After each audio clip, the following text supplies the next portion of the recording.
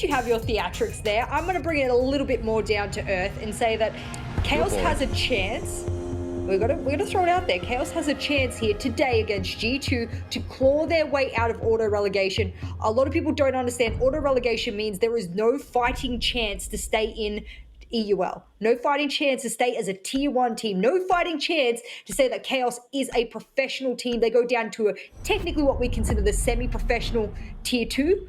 And that forces them to have to grind their way back up. And guess what? Now that we have the new system, it's a whole year. It's a bit too much to wait, I think, for some of the players, no doubt. And you have to look back at the last playday number 6 on October 7th. They lost 7-4 to Tempera. Their arch rivals, their nemesis, down here at the bottom of the table. A win there would have been sure to give them a solid run at making it out, but I think after losing that game, no doubt the players are looking at today and they're probably feeling pretty forlorn about it. I'm hoping that behind the scenes they've managed to galvanize the players, get them excited and ready for this, because like I say, this is going to be hell of a rough game. At the very least, with the bans coming out, we're going to see them taking that Monty away from Pengu. No big surprise.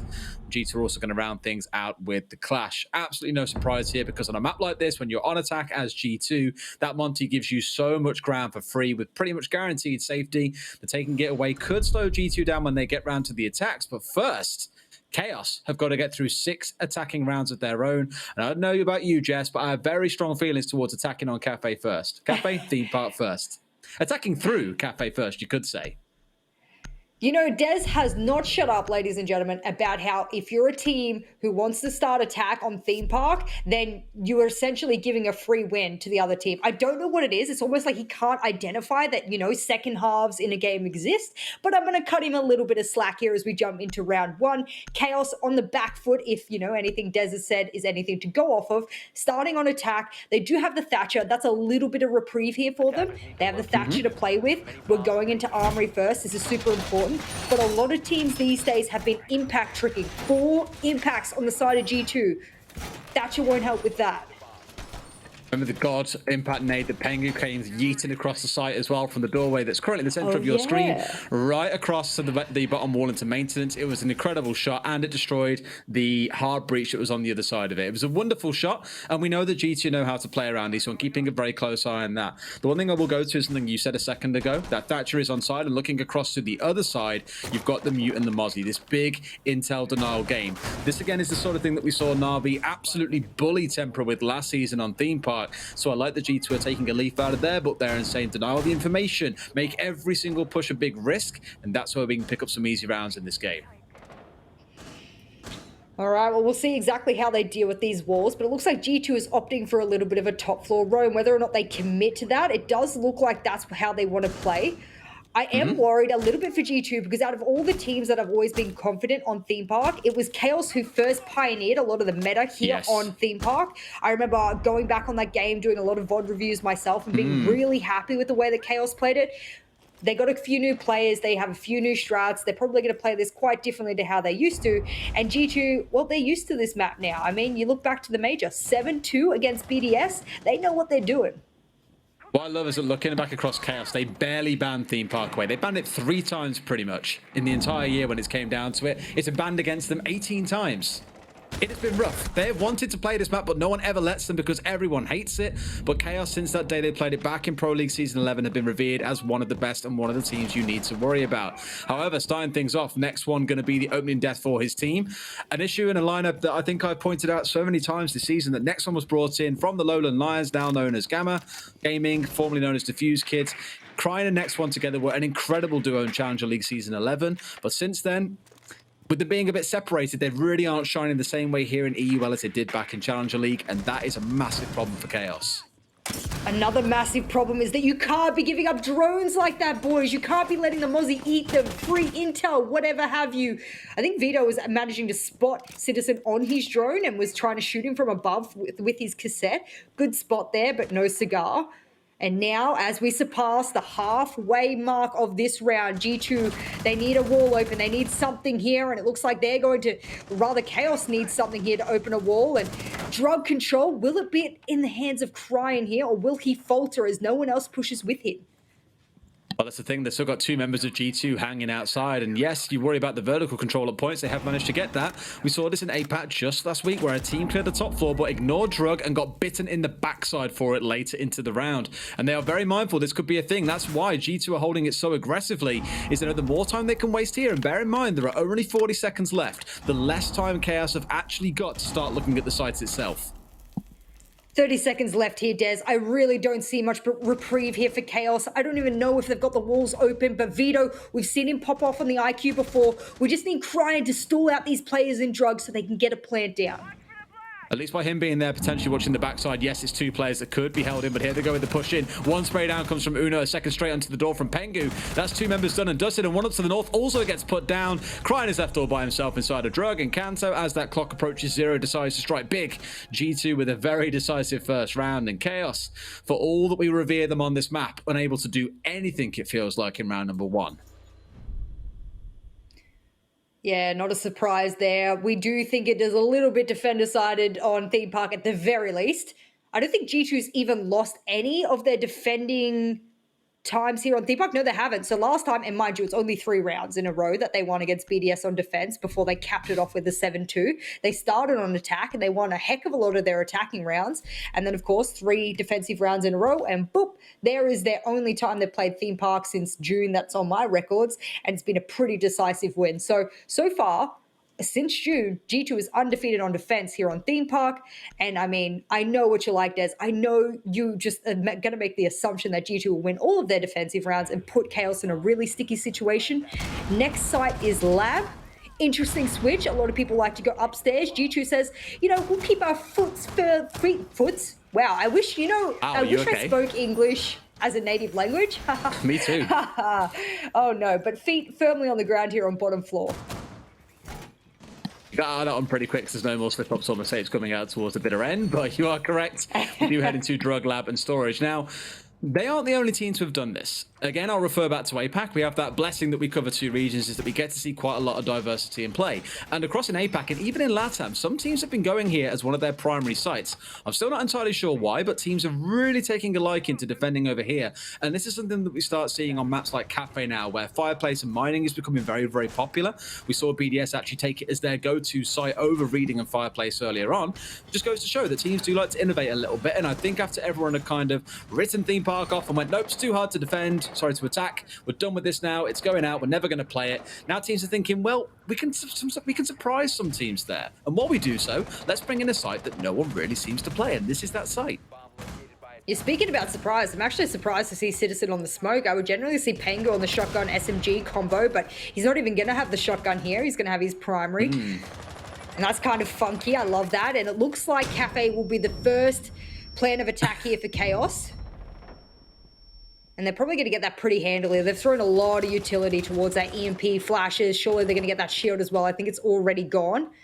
Bullet hole. Oh, naughty. You saw his outline dancing back and forth, and I was just like, surely there's a bullet hole. Surely he knows what he's going for, and Citizen strikes big. I kind of laughed when you pointed out he was on the smoke because that's him. That's Joystick now starting to play on the smoke. Is this the rise of the fraggers starting to play smoke? Heaven knows. We'll see when it comes around to the major if that trend continues. Cryan does find him out eventually after the opening kill. Got to point it out, as I always do, number of drones left for Chaos here. They have 2 drones left alive and 100 seconds of this round to play. Now they have 1 drone left alive. However, there was a man behind that one that Kanto clearly didn't respect, and Cryan finds the double kill. So 1 drone, 1 man advantage, 1 minute and 30 left to play, now brought down into a 3 versus 3. They need a lot more than what they're getting right now, and like that, 2 of those members have disappeared, as has the advantage. There's no intel. This is all down to that old Diffuse Kids duo of Next One and Cryan, ready to try and do something big. Yeah, I love that you said he didn't respect the drone. I absolutely felt that. Always make the assumption someone is behind it, and he didn't. He turned his back and he paid the price. And now 60-second mark, but it looks like this round might finish a little bit early as this day has sort of gone on for us here on this play day. If you're not aware, go back on the standings for today. A lot has gone on. We're speaking about drama. Well, this game is absolutely full of it here as Chaos, they lose this game and they are auto-relegated, as we said during our intro. So everything to play for here for Chaos. And for G2, they want that major spot in hand. Again, we're coming down to that 40-second mark, and for Chaos, I'm like, well, timing, guys. We know this has been an issue for you in the last, well, in the first round. We saw it came down to 40 seconds. You had Crying pinned inside a lab, and 2 or 3 decided to storm their way in through Dragon Door and make something happen. Spoilers, it didn't work out very well for them. Got to pick up the pace, and the thing is, Crying is nowhere near the site right now. They do have the diffuser in hand on next one, but they've got to find out where these last couple of members of G2 are. That's a great shot coming out of him onto Virtue, and a triple kill for him in this round. Ace or bust Crying is the way to call this one. We're down to the final 10 seconds. It's rushing, it's do or die. Uno's going to collect one. Can he collect it next? Yes, he can. The new Ashe and Jaeger player for G2. Well, not really a new player, but at least the newly appointed Ashe and Jaeger player steps up big and gives G2 round number 2. Feels like all of the hope here for Chaos is just slowly slipping away from them. I don't want to say too much yet because we've seen things flip on the second half.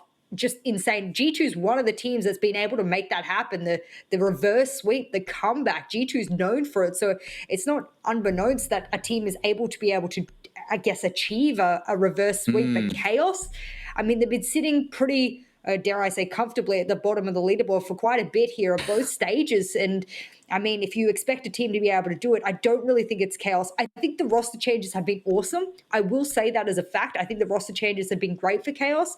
But the trouble is that you're throwing a lifeline to someone who's already 20 meters under the water. I mean, at that point, you got to hope they can hold their breath for long enough, viciously pull themselves above water. And I don't think Chaos could do that here against a G2 who is slowly coming back to form. Pretty fair to say they've been drowning down there for a long time, Jess. It's almost like they skimped out on the swimming lessons last season when they were sorely required. They skimped out last week in that game against Tempera when, again, they were the 3 points they really sorely needed to not come into a do-or-die situation today. But here we find ourselves. The real beautiful irony for me would be if Gamma Gaming go on to win Challenger League, find themselves promoted into EUL, and Chaos go down with 2 of their old members in there. It would be crazy. Oh, there is too much craziness happening here today. And I think for G2, they're feeling pretty confident thus far. I don't think any of these rounds have really been, I guess, a massive, what's the word I'm looking for here? I would say... Domination? Yeah, no domination here from either teams, let's be frank. I think G2 have just looked more confident than Chaos have. Chaos have stalled out multiple times. In the early round, they look like they know how they want to get rid of utility. It's just not really flown into anything that's been more confident mid and late round.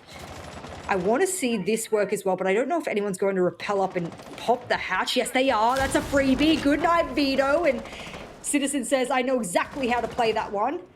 And that's what happens when you place a breaching charge. You don't have the sledge. You place a breaching charge. It takes, 2 seconds, and boom, good night. Secretly the hero of a couple of play days ago, if you remember, he went 13-3 in one of their games and literally dragged his teams kicking and screaming over the finish line to give them one of the 2 wins they found in this season. And remember when they found those wins, we were saying, look, they've come all the way up to this point. 13 games, I believe, without a win. They had draws, they had losses, but never a win. Then they found 2 back-to-back. That's when we started to believe. And they need a bit of belief inside the team if they're going to be able to drag this one back. And at least bringing it to a 4 versus 4 is a start in this round towards that. 1 or 2 rounds on the attack can be enough to make sure you go into that second half not sweating at the prospect of a rush coming out of G2 or some kind of craziness. So here I do want to see Chaos get something to give themselves the opportunity in the second half to flourish. Speaking of opportunities, that shield does go down, so Virtue's going to have to shoot all the way back to site. I'm really enjoying these new rotates that they're throwing over towards kids, over towards Cafe and whatnot. I enjoy teams playing that. And, the Selma, it's mute charged. Well, that's okay. Renault should still have some EMPs. There we go, to get tossed out. IQ not being there means they're not going to be a little, aware of where those Wamais are. There's a bulletproof watching them as well, and Impact Trick will stop that Selma. But more will fly out, and I don't think there's enough impacts to be able to deal with this. No, there's not. He tried to catch you, but I think just out of range. Is secretly, again, the man of the hour steps up and finds second. But now once they've got through a wall, guess what? There's another wall made of iron sat right behind it, or steel. I'm not quite sure what those deployable shields are made of. Won't lie to you. Either way, there's something else for them to get through. There are more obstacles being set up by G2. They are down to this 3 versus 4, but we've been here before. And last time round, oh my God, really? Get the Selma eaten up, but spot Citizen through the wall. Okay, now it's a 4 versus 2, because last time G2 brought it back from that 4 versus 3 to a 3 versus 2 with a quick flurry of kills in the mid round. Chaos are so close here. They've got 30 seconds to go, but Pengu steps up, secretly gets a quad kill. Can he connect the ace onto Pengu here and literally drag his team kicking and screaming over the finish line? It comes down to 1v1. What a flick coming out. Pengu's in a great spot with the triple kill himself. He is the clutch god. Can he swing around and collect it? Goes for the spray. Misses. They miss each other, but Pengu finds it. The quad kill to deny secretly, big time. And with both players picking themselves up a 4K, Pengu, I think, still thought someone was left alive, but realizes he is the only man left on the field along with the diffuser, and G2 will drag round 3 kicking and screaming back their way despite all the hard efforts of secretly. This is one of those moments you turn to your team and go, guys, what else could I do there, really? What else could I do to get us over the finishing line? I feel like that's foreboding a lot of Chaos's rest of their season, let's be frank here, because a round like that where you should have won, quite frankly, how did Pengu flick to the Ashe, who had a better angle on him? He also was leaning the wrong way, so part of his scope was covering the Ashe to begin with. So to lose that gunfight, to me, when that is your entire job, is to hold the rotate, maybe you could have held it further back, but of course you're worried about the rotate between sides, you're worried about getting flanked from waiting. I get it, but you lose an integral gunfight and then you can't shoot back as the planter. I mean, well done to Pengu. Quad kill that round. So he absolutely deserves it. But that's something, if you're Chaos and you desperately need at least 1 or 2 attacking rounds before you go onto your defense, that you're just going to look back on and say, that's one of the reasons that we probably are sitting at the bottom of the leaderboard, is that we can't capitalize on rounds like that, on situations like that. The horrible thing, Jess, I remember talking about this last season as well. They ended last season with 5 wins and 4 losses. 5 draws and 4 losses, sorry. Yeah. Those draws, let's not forget, are literally a 1-round difference from them being sat near the top of the table on 18 points and looking like an absolutely devilish team. They would have been sat in 3rd in the whole competition, I think, if they got 18 points. Sorry, 15 points. But alas, they didn't. They found themselves in a spot where they had 5 because of all the draws. Chaos have always been that team that is just near the edge. And that round, for me, was the story of their journey, where they look excellent at points. They can really blitz their way through and look like everything's coming out right, albeit pretty close to the clock. And then something goes wrong at the dying second that takes the game away from them. And that has been their curse. 1 win last season could have meant this wasn't an auto-relegation game. Yeah. And that is probably the most heartbreaking piece of it all. I mean, how sad as well, because there's probably a lot of people questioning, you know, there's so many games. Oh, good shot, good spray down. G2, calm down. They're already dead. Come on, you don't have to pump them into the ground anymore. And that start round aggression that they've shown here, top floor, is just so devastating. Next one gone again, you said. But the biggest loss to me is the Thatcher here. He probably had breaching charges as well. They still do have the sledge. But this is such a huge hit on a site that takes a lot of utility, a lot of time, and a lot of awareness. Thank God they've still at least got the ace to play with here. And to cap off my point, Des, a lot of people don't realize they've still got 2 play days. I get that. But guess what? They've got no more opportunities to get points to bring themselves back up to where Tempera is. That's why we're saying they're going to get auto-relegated. If they do not win this game and Tempera, you know, magically somehow don't win theirs, then maybe there's a chance, but they must win this. They must get 3 points. Oh, no, there is no chance. This is it. This is literally do or die. There is no other alternative scenario. If they lose this game, they are done. They simply cannot catch up to anyone. They're done. Wow. Oh, I think that's kind of a lie. They could catch Na'Vi, I think. Unless that didn't update. Either way, things are grim. I'm pretty sure no, they're done here. They're done. Because they got their points early. Na'Vi got their points, so did Tempera. Yeah. Not pretty times. They have to win. Stop trying to confuse me, Jess. I don't appreciate it. Oh, no. Round number 4, looking ever so grim here for Chaos. Biggest thing I can think of here for Chaos is that they recollect themselves and they get this wall. They stay true to their step-by-step, even though they've lost a lot of their team members already, really key ones that would have gone for those verticals. There's an ADS there. You should know. Does he not have flashes? He must be out. Okay, there we go. That'll go. Oh, there's another ADS. What are you doing? Des, mate.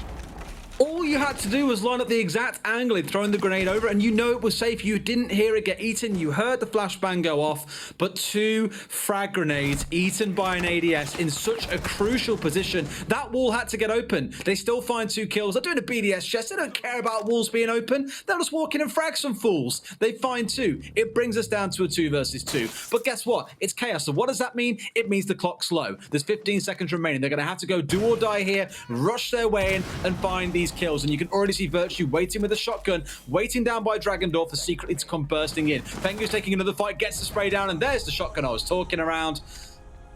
It's so painful. It's so obvious what these errors are with 2 frag grenades, Jess.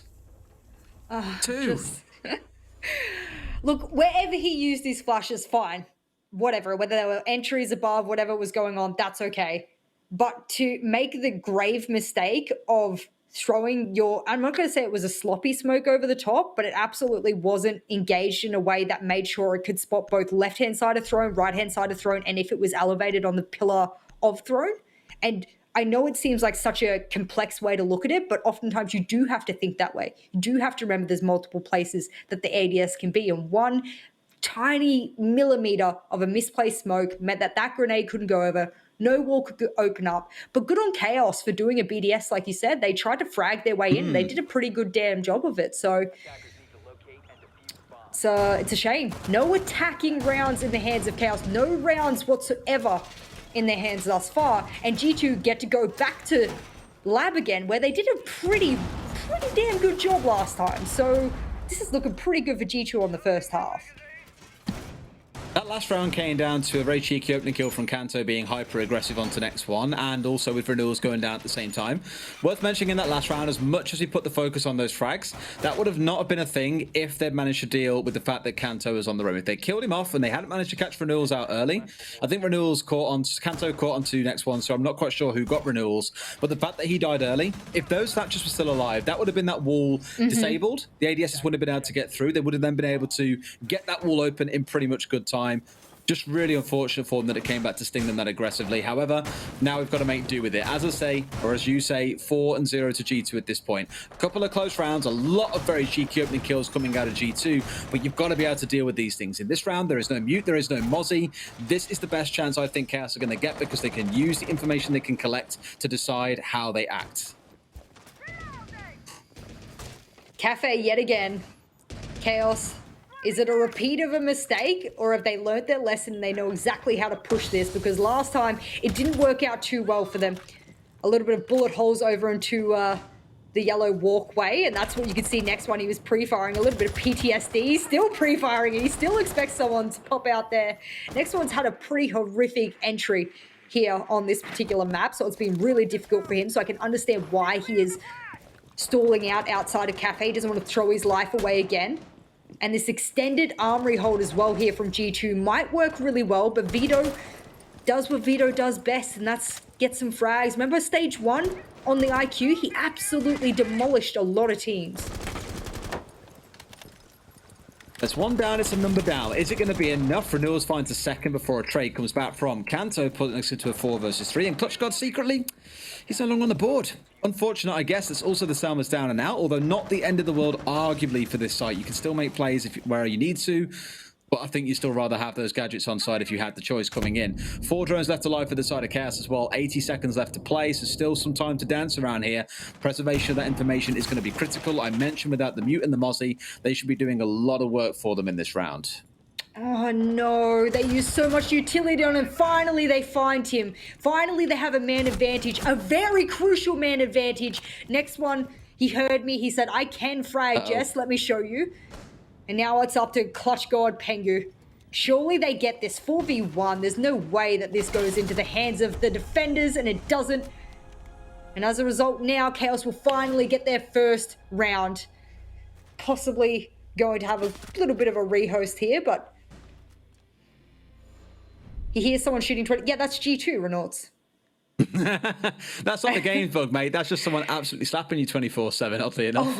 That is how much of this game has gone so far. And yes, I think that last round gives them a little bit of a reprieve here, where they can have the pause, they can have a chat, and get their heads back in the game, because there's been quite a few issues of miscommunication. Let's not forget about that. They have been a very... together roster is the wrong word to use, but a very... historied roster is the best way I can describe it. Again, the issue that I had back coming into this, very loyal is a good way of looking at it too, and a loyal organization behind them too. Chaos, formerly known as Digital Chaos, of course, back when we saw them all the way back in Pro League Season 7, just to give you that total throwback of nostalgia. How times change indeed. Let's get into it then again once more, now that we are back from the rehost. Chaos Chaos, in case you missed it just before, did manage to take their first attacking round here on Theme Park. And my general assumption is we're going to see teams take one attacking round on Theme Park, and the defenses are just going to be too hard to break through. And I think a lot of people hear people say things like, oh, well, it's a defender-sided map. Like, yeah, of course, but what does that actually mean? The reason why this map can be so difficult to attack is if you're looking at these top 4 sites especially, you're looking out towards Cash and out towards Cafe. Generally single tight doorways that you can really put your focus on to get through, or a lot of angles that you can be challenged on once you step through. It's a really hard map to actually get inside of, and when you're defending on the downstairs, well, denied maintenance, you're pretty much guaranteed to win the round because the only other angles of attack are through very thin doorways. It is a ludicrously difficult map to attack, and a lot of teams struggle with it, especially when you also throw in the size of it. It is a big map. It does remind me of Cafe in that kind of rectangular way, the way that some of these rooms are formatted as well. It did give me a Cafe-esque vibe. But Kedrick back on the Jaeger, hoping he could do a little bit more impact over towards Cash. He's looking for that money shot, I think, and he got one last time through the Cash door. And this time he'll lurk a little bit, whether or not he collects a couple of drones and then sort of shifts back, or whether he's trying his luck here, trying to get a couple of those picks. This is going to be tilting Chaos as well. That round where they were able to take those really aggressive picks early on would have absolutely been a tilter here for Chaos, because they know exactly what's on the line here. I like how they're at least being slightly more cautious. Admittedly, when pretty much all of you are playing outside a cafe, then yeah, you are pretty much guaranteed to be safe. Let's keep a close eye on how many of those drones slowly bleed away. We're down 3 inside the first 60 seconds, so it's not the end of the world. But it's about getting control of Cafe. I mentioned how tough it was. I wouldn't be surprised if Pengu's got a couple of mute jammers scattered around him as well. In fact, he's still got one in the back pocket and is looking to contest onto this angle constantly. He's spending the whole round concussed, it feels like, and rather than having a shotgun out in hand, it's the SMG ready in case it is a slightly longer range fight that needs to take place. Crying almost getting taken down, but Canto eventually will be traded out. There's one on the ground playing like a little rat in the grass. But either way down he goes, and there should be an easy finish off for Pengu. Doesn't want to challenge too aggressively, as there are still players hanging on the outside, and as Virtue challenges, out comes one more. Pengu tries to swing out for the trade, but secretly is ready and waiting, and next one being Zofia can get himself back up. That puts it all down to Citizen, so a little bit of a over-aggressive streak coming out of G2 here, but potentially something to be done by the old God Fragger and Citizen himself. He's still going to bring down 2 more, and look at that cheeky angle out of next one, perfectly to the pixel. Brings down Citizen. Chaos finding their second attacking round, and that should give them a little bit of breathing room going into the second half. I said they needed 1 or 2 rounds there on the attack. They narrowly managed to grab that, pretty much all from outside Cafe, mind you. So G2 really brought the fight to them, really threw their bodies at them. We said the other round that Chaos had won, that's exactly what G2 had done as well, throwing bodies at them on the flank or the roam, and Chaos really read into that. They had adapted to that quite well. Now we're on the defense. They're going to start upstairs. None of this armory or throwing business. They want to start straight upstairs. And I'm just looking at the lineup here, Des. I'm getting a little bit of a vibe that we're going to see the Wamai Shield or Smoke Shield, whether they've got one or not, over towards Cafe. I expect to see a pretty similar hold to G2, just because that oftentimes is the best way to be able to hold off on the Cafe attack. And then you look over to the G2 side of things, they're bringing the Kali. I don't expect with the Kali that you push Cafe, because you don't need that particular operator. I expect them to push over towards initiation. And if they don't, I would be a bit surprised given drone placements at current. You do have more walls to go through when you come from initiation side, and although it's a bit slower, it does tend to be a little bit safer. Once you're inside of control, you can have your flank drone watching back up towards Dragon to make sure no one's going to try and flank you, pushing through control, take control of initiation, open up the bunk wall, and then you're in a wonderful spot to try and look for a plant. I'm going to keep a very close eye on the denial coming out of renewals here, though. You know if there's a Kali on side, they'll find that out very soon, I'm sure, that you can't keep these things electrified forever. Alternatively, you can always send Uno off on the downstairs and start blowing up these gadgets from below, given lots of the flooring upstairs is indeed soft. That's the kind of playstyle that we see coming out in APAC. Just keep an eye out for that too. You say keep an eye out for that. I'm keeping an eye out on this vertical angle. Dirty if I've ever seen it, because for the most part, you're not going to expect someone holding that angle down below as you enter through Gong. I think Uno was having a little bit of a tester as to whether or not he can enter below. I actually expect that, I don't expect, I should say, them to use that breaching charge below. I expect them to just use the Kali for every wall. Why bother when you can just lance everything? You've got quite a few lances to work with, but it's an extended hold here from Chaos. What I'm interested in is that when they pioneered the defense here on Theme Park, it relied a lot on shields. I'm not seeing a lot of that here. No Goyo either. We all know what shields can do for a defensive side, how much time you can burn down and burn through by having them stacked up around the map in different key bottlenecks. Not only the fact there's a shield there, you got to deal with utility, but also the fire that it leaves behind afterwards. Making sure now they're burning out as many ADSs and magnets as they can. Vito's still going to catch out onto Citizen to begin with, and that's one of the hard breaches down. Not the end of the world, as you still have the ace for now, and that was on the entry into control as well. Ew, gross. That's a really important pick as well, because I think that Habana was that secondary hard breach that they needed for certain angles. Like, let's make the assumption they also go over and open up and vault, but they're very lucky here because the extended hold is what's being played here from Chaos. So for the most part, they can just rely on the Selmas now. They can rely on the Lances. So if Pengu or Virtue goes down, then I think that things start to get a little bit critical. They just burn a frag. I think they put a frag through that a second ago. There's still at least one left. There we go. Out it comes. Better. I was going to say, with that being there, they can deny this wall for free, and obviously no one can try and push over this control area, otherwise you get yourself blown to pieces, basically. Great challenge coming out of Pengu there as he idealizes, or at least realizes what's going on with the impacts, brings down Vito, and that should get this wall open. They will have one Selma remaining, I think. That should put them in a spot to be able to use that onto the wall that leads into Bunk, because that's the critical one that they need open. And in fact, G2 have been kind enough, sorry, not G2, Chaos have been kind enough to put a rotation through into the site for them. How about that? Yeah, that's what I said. When Citizen went down, I said to myself, it's okay because they've done this extended hold, so for the most part, they won't need that extra hard breach. Uno's going to solo challenge onto Renault. I'm hoping Kanto rotates over. Yes, he does. This is important because you need a pinch push onto Vault. Renault is the player that you must displace now with 25 seconds left. There's almost no time. They've barely got control of initiation. They're just going to have to burst on through. They don't know about the player inside of Vault either. Uno could do so much damage here. Well, not Uno, sorry, but the player that was crouched down inside it was Renewals. That's the one. He strikes up, and clearly they weren't even aware, and they're not even respecting the fact that he's here. He brings down 3 all by himself, and that's another round for Chaos. What a world. You said this map was defender-sided, so I did. It's only fair that Chaos gets their fair share of the defensive-sidedness as well. And they're going to put that on show for us here. I mean, I looked over it, and the sample size is 1. So berate me if you will, Des, but the sample size of 1 of Theme Park throughout all of Stage 2, it's a 73% defensive-sidedness. That is huge. That is, I cannot identify a map that even gets close to that. I think the only map that gets close is maybe Clubhouse or Oregon. Yeah, of which have 60% each apiece. So there you go. This is a very, very defender-sided map. I will give it to Des, but what I will give to Chaos as well is that they might even the scoreline here. And if they keep this run on defense going, I mean, things could look pretty nice here. Attackers need to locate and defuse as many bombs. The implications of this for G2 is also one to think about as well. Given how this plays out, they might not end up finishing in second place. If they could get themselves challenged out by Virtus Pro, if they lose here and Virtus Pro go on to win a couple of their games, they could end up snatching that spot away from G2, I think. I'm not 100% sure exactly how it plays out because of all the tiebreaker rules that we have, but second place isn't guaranteed. And let's not forget, these teams care a hell of a lot about those potential points going towards something like the 6 Invitational. Yes.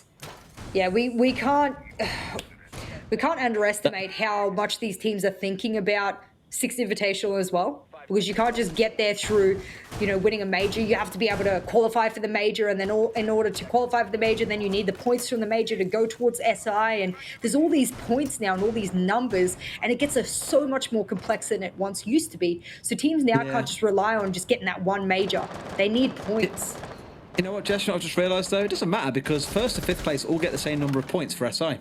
Oh, well then it's a little bit more simpler than I initially anticipated. Actually, no, that's a lie. So 225 is the base that you get, and then there seems to be a variable amount for the top 4 that we don't yet have calculated. Okay. I was going to say, it seems strange that it wouldn't matter where you place, but we'll see. We'll get numbers in the near future. I'm sure Statman Hat will be able to throw us a little bit of a lead there as to how that works. Furiously typing on his keyboard right now, calculating it all out.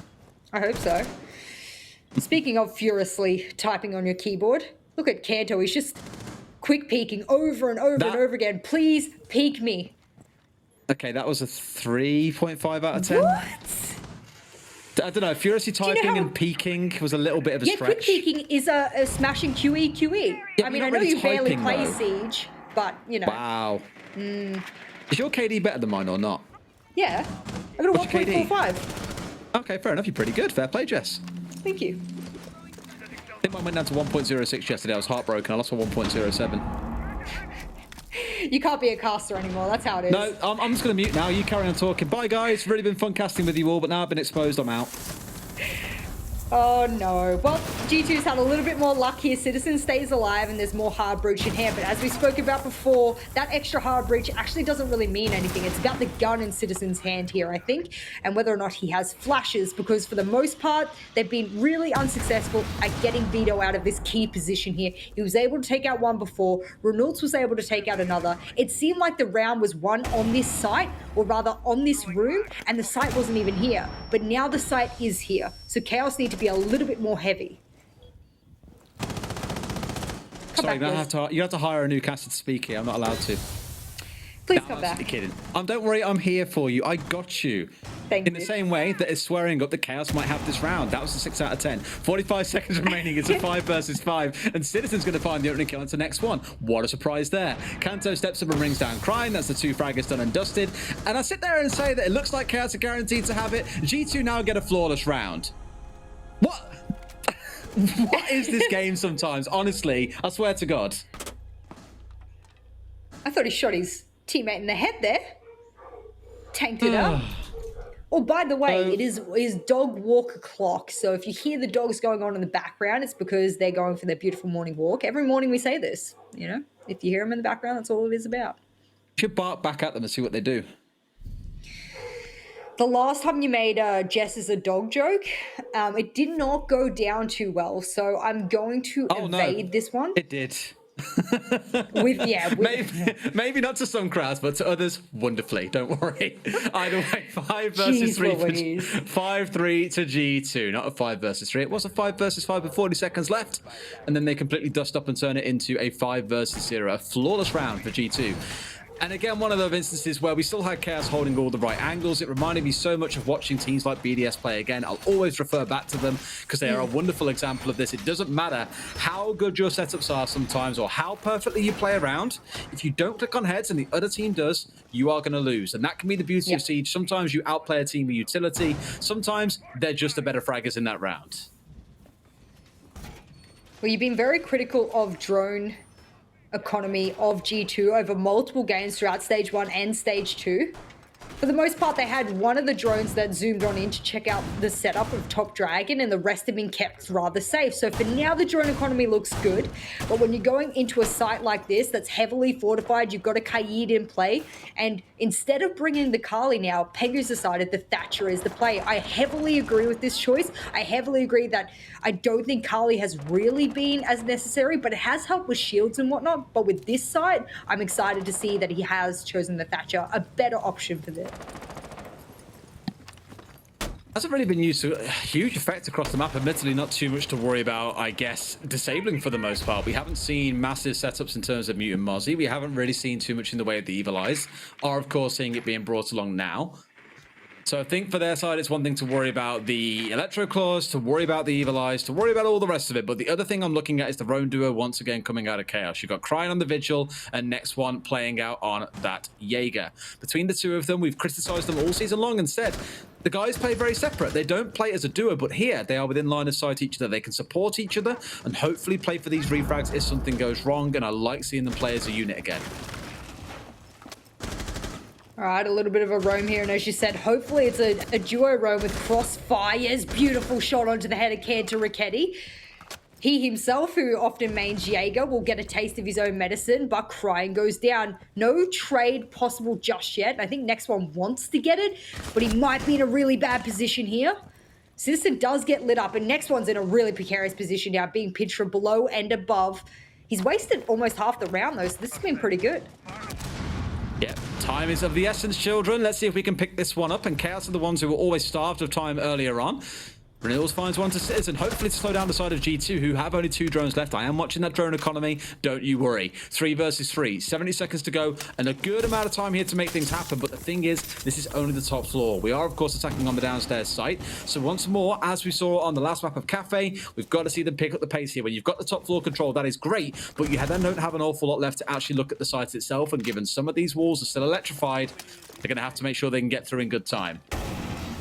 Is there another Kaid trick to come in? Is there an impact trick? Is there C4? Is there something?